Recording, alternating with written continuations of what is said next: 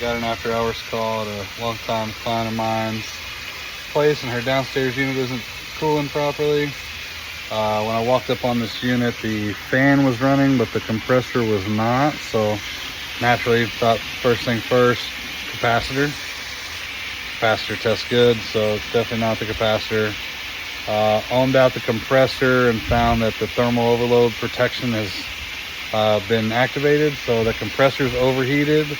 Right now we're just trying to cool it off, just running cold water on it, see if we can get that thermal protection to kick back off, and then get continuity across the windings. Then if we're able to do that, we may be able to get it to fire up and see what's going on with it. But for now, we wait. Yeah, you can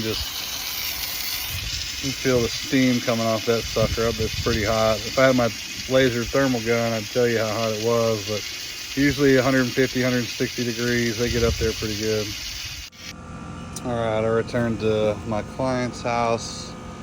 This is where we've had the overheated compressor. We cooled that compressor off, and we got the thermal overload to come to close, and then we hooked up our gauges and found that we had very low refrigerant pressure. Right now I've got it pressurized with nitrogen and performing a leak locate. There's a little bit of refrigerant left in there, so we're able to pick it up. Well, we were. Now it looks like it's just nitrogen in there, but oh, there it is. On that one right there. So I'm gonna turn this off, and I'll show you the soapy bubbles here.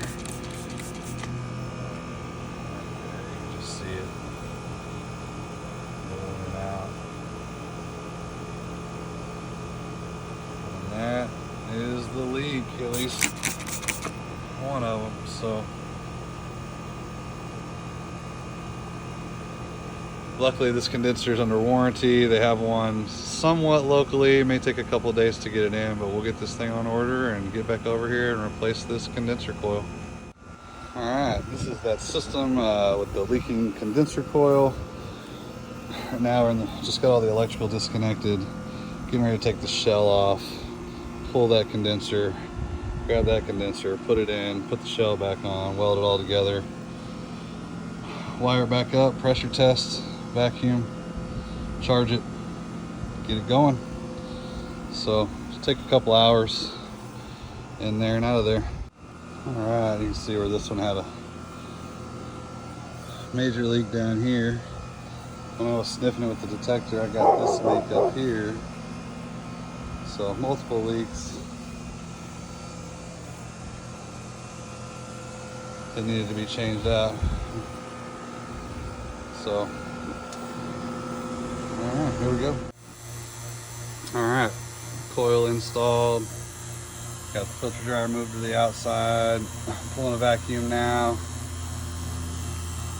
Got the better setup finally. Used to pull vacuum through my Micron, or through my S-Mans. I got a micron gauge, so we're vacuum pump, pulling a vacuum from the suction line through the system. And this is at the very end of the loop here. We're just at 1146. Quite a ways to go, but I like this setup much better. Probably gonna go grab lunch while this thing pulls down.